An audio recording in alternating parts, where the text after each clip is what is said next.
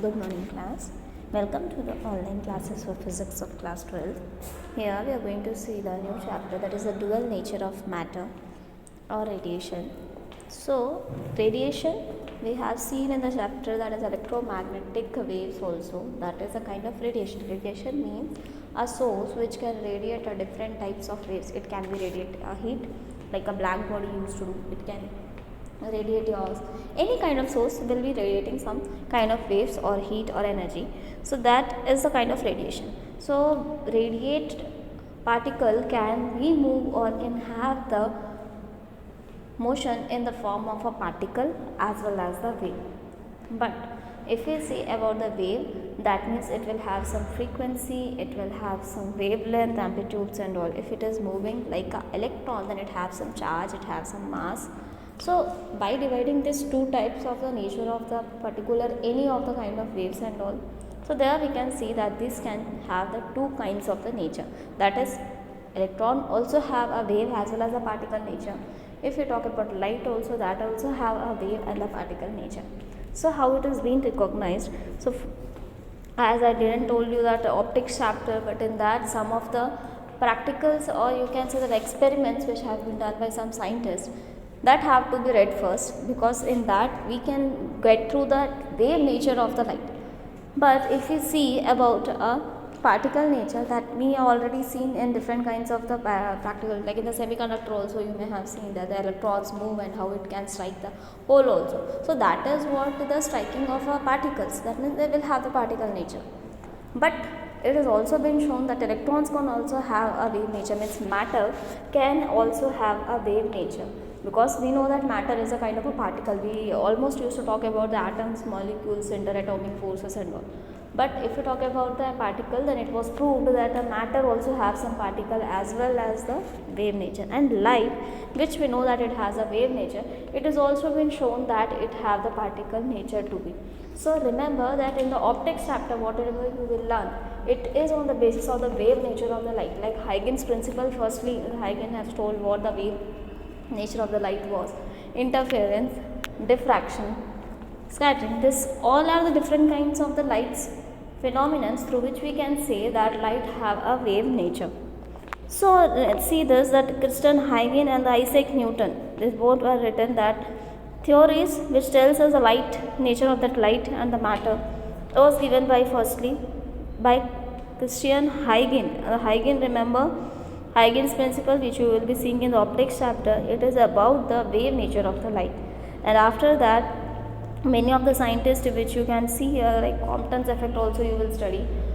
So all these principles and the phenomena will show you the wave nature of the light. But some process or the phenomena which you will be going to see in this chapter, it will show you the particle nature. Like if you will see the de Broglie's relation, his hypothesis was that the electron also have some particle, but along with that it will have the wave nature also.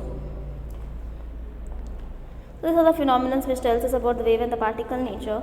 Like interference, I told you, diffraction, polarization, all this will be in the practical list also as well as a theoretical part also in your textbook. So this theory of interference, scattering, polarization tells you about the wave nature of the particle, means the electromagnetic radiations, which does not need any kind of a medium to travel and can travel throughout the universe. But it doesn't mean that if you travel that electromagnetic radiation into a source or a medium, it will travel easily. It doesn't mean that it does not need a medium to travel, so it cannot travel through a medium. It can travel through a medium, but it depends on which medium. So the phenomena of this interaction, it means diffraction, interference, polarization, etc., will be showing you the radiations, means the wave nature of the light. The phenomenon which we are going to see in this chapter, that is a photoelectric effect. So remember that whenever you radiate some wave, that is intensity of the light, it will make an electron to move out from there. So this will show you the particle nature of the light. Similarly, the phenomena such as reflection, refraction, dispersion, all this will be the radiation, means you cannot explain on the basis either of the two natures. Means reflection is something like a light rays come, so doesn't mean that it will have some wave nature and will have the particle nature, because there in this phenomenon it is not clear. But in some bases, like you will see in that interference Young's double slit experiment is there for you. In that also, if you will see some wave structures, means whatever you get in the output during the practical, or you can see in the figure of the textbook also, that there are some pattern of the light rays which we get. It will show you that some are bright and some are dull, some are again dark and then bright. So these are the fringes, it's said to be the fringes you will be seeing in the chapter. So this fringes also show you that they have some wave nature. So it was clear that light was having a wave nature. Similarly, the particle nature, this by the photoelectric effect, that by whenever intensity of a light which we require, that is of some wavelength, when it enters or when it gets strikes on the metal surface, it will allow one electron to move out from their metal surface, means they will get escape or they will start move also, you can say. So what it happens, like when it will have a particle nature, then only it can strike a electron and can give its energy to the electron to move. If it is a wave, then it will pass out through the electron also. So that is what the different kind of the phenomena will try to explain you, the wave and the particle nature. But now also it is just a hypothesis because it is not ever clear. But we have some proofs, that's why we are saying that it has the dual nature, but it can have the trial nature also. Now the electrons emissions. Now only I told you that incident of any kind of the intensity of a light, means it can have a different wavelength. Any wavelength of the light when it strikes on the metal surface. Metal is something where we have a free electrons, number of free electrons will be more. So that metal surface, whenever the electrons are to be ejected out, then the electrons to emit it, we have to give some source. It can be a wave, it can be a particle, but we have to give some energy so that it can move out or it can be diffract or move out from the surface. So that is what the electrons emission, when it get emitted from its energy levels by taking some energy from the other source. So we know that metal will be having the almost the highest number of the free electrons, right? It has the highest number of the free electrons, and these electrons, they may transfer from one atom to the other in the metal, but it cannot come out of the metal. Now only I told you to come out of the surface of the metal, it requires some energy. So because it is in the nucleus, because if you talk about an atom, then it have the circular orbits in which electrons move. So they are very close to the, means that free electrons are almost outermost shell, but they are bounded with the nucleus. So by giving sufficient energy, we can make that free electron to be moved, means that valence electron can become free electron, but we have to give that much sufficient energy. And the electron should move, that means it should have a kinetic energy also. So to increase their kinetic energy, the sufficient energy is being given to the free electrons, and the electrons will cross over the barrier, means the barrier which is there for you, for every atom, you can say, whatever the electrons which are present on the free metal on the surface, they will have some barrier, and to leave that surface barrier, they should require some sufficient energy so that it can leave and emit to the outer. Now next is this one are the terms which I am going to see in this chapter, that is work function, stopping potential, potential barrier, and all the terms which we are going to see in the chapter. Here I am talking about work function. It is given by phi naught, and somewhere it is written as phi also. So what does work function means? The minimum energy which is required to make the electron emit or to escape the electron from that of the surface of the metal is called the work function of the metal.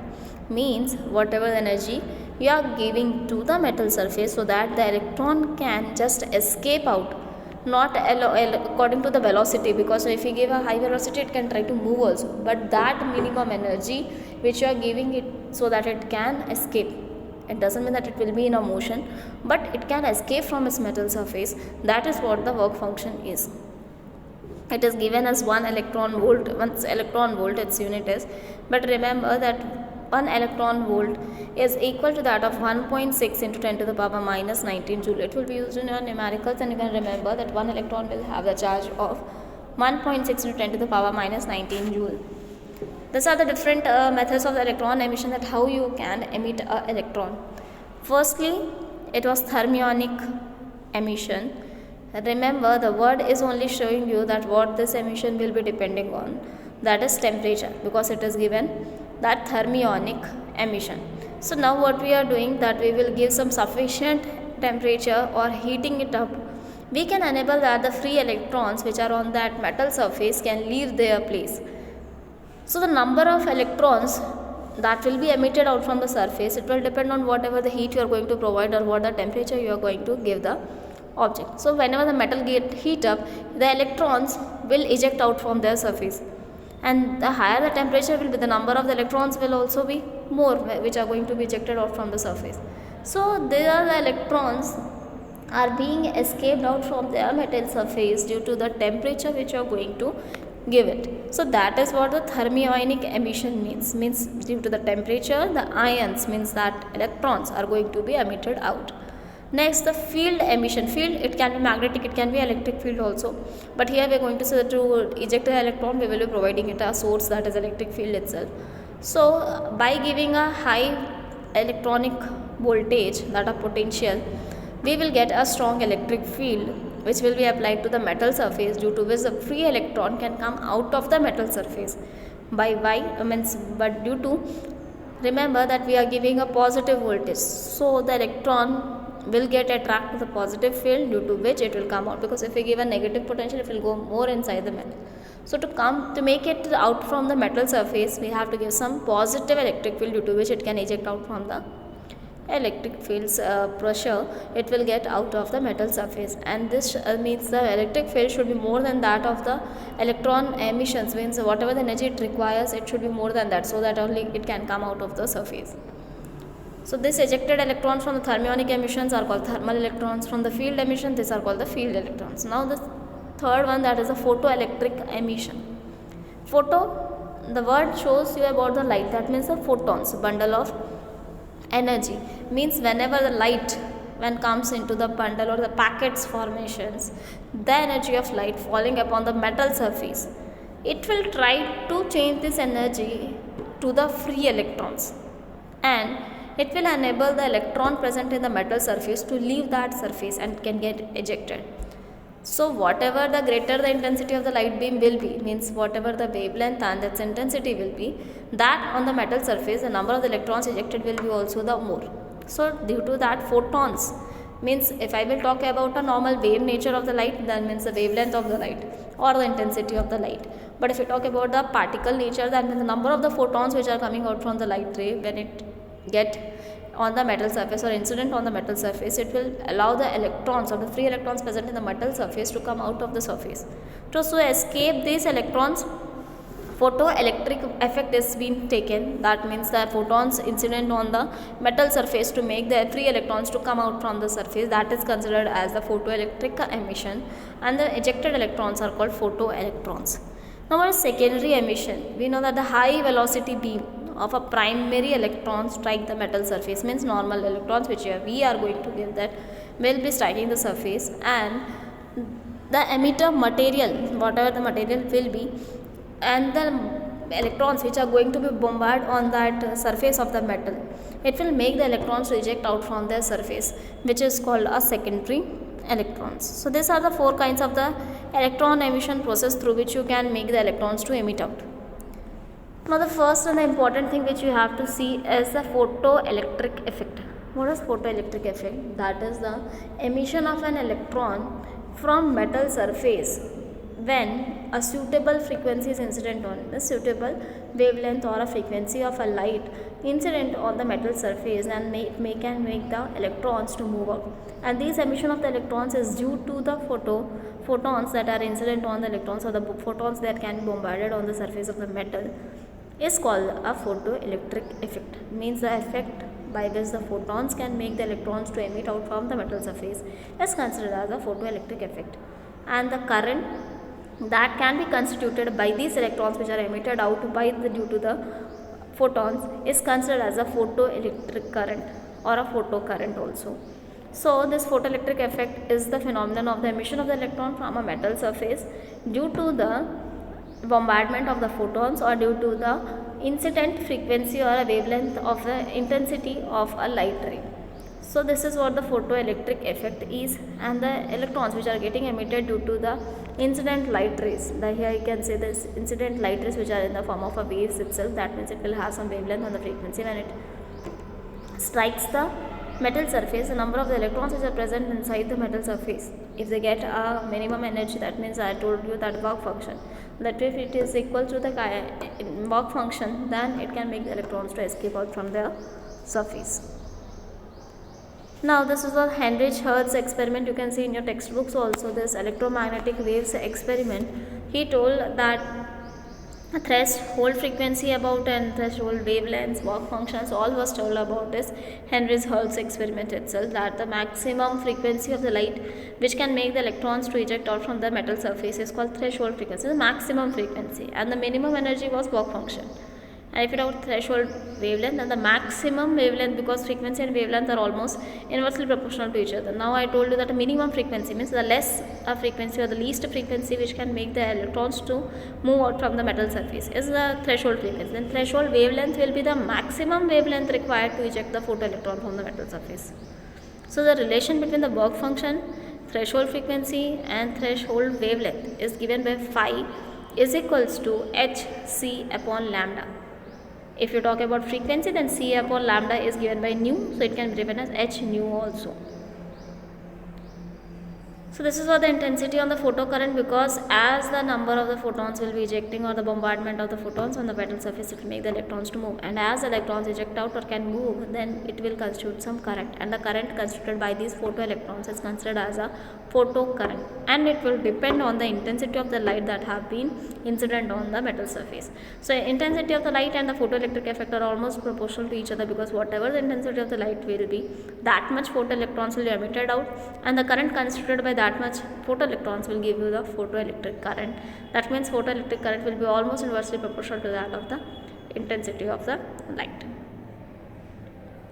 So this was the collector potential, means that collecting emitted electrons when the current was increased. Here you can see that by increasing the, you can see that Ohm's law in the practical as it is here also, but this practical is not in your, I think it is not in the 12th class, it may be in degree and all, that photocell is being used, and in that photocell we can insert different kinds of the lights on the cell, due to which the light means it will provide some current, due to which the emitter's deflection will be there, and we can say that yes, current has been constituted due to that photoelectrons. That means when the photons ejected, the emit electrons, free electrons on the metal surface, due to that current has been constituted in the, but it will be in the form of microampere itself, but it will be not more, but it will be in the microampere.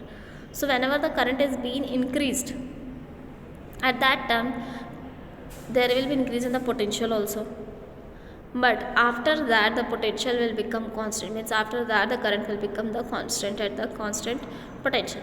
That will be equals to the collected electrons. So whatever the collected electrons will be, they become saturated, means at that the potential and the current will become constant. So if we increase, means if we keep the voltage negative, so it will repel the electrons, and at some potential all the electrons will get repelled, due to which the photocurrent can be zero also. So these potential or the negative potential which makes the electron, number of electrons to be ejected, photoelectrons, it will be zero. That means the potential can make the current also zero. That is called stopping potential. So it depends on the work function of that particular metal. It will depend on the frequency of the light which is going to be ejected, that means the photo frequency. So we have seen that what the formula was, because whatever the stopping potential will be, it will depend on the highest kinetic energy of the electrons, because whatever the speed of the electrons will get repelled by the negative potential, then it will have the highest stopping potential. So stopping potential will be directly proportional to the kinetic energy, and kinetic energy we know what it is, h nu minus phi naught, and we know that h nu minus phi naught, it will be the E, means electron, number of the electrons that can make the potential to be stopped, or can be photocurrent can be zero. That potential will be divided by E. That is what the stopping potential is. So what are the laws of a photoelectric effect now, which we have seen? For a given metal and frequency of the incident light, the photoelectric current is directly proportional to the intensity of the incident light. Similarly, there is a certain minimum frequency which makes means below which the electron cannot emit out. So that minimum frequency is required to make the electron free, that is considered as a threshold frequency, We have seen threshold wavelength also, that is the maximum wavelength which makes electron to move out. That is what the threshold wavelength. And above the threshold frequency, the kinetic energy of photoelectron depends on the frequency of the incident light. Whatever the incident light's frequency you will increase, that much the photoelectrons will be ejected out. And the photoelectric emission is just an instantaneous process, because whatever the photons you will be eject, that in the second that electrons will also get emitted out from their surface. So this was the photoelectric effect and the introduction to the chapter. In the next week we will be seeing some more topics from this chapter. So thank you class, and the further classes we will be going through the chapter.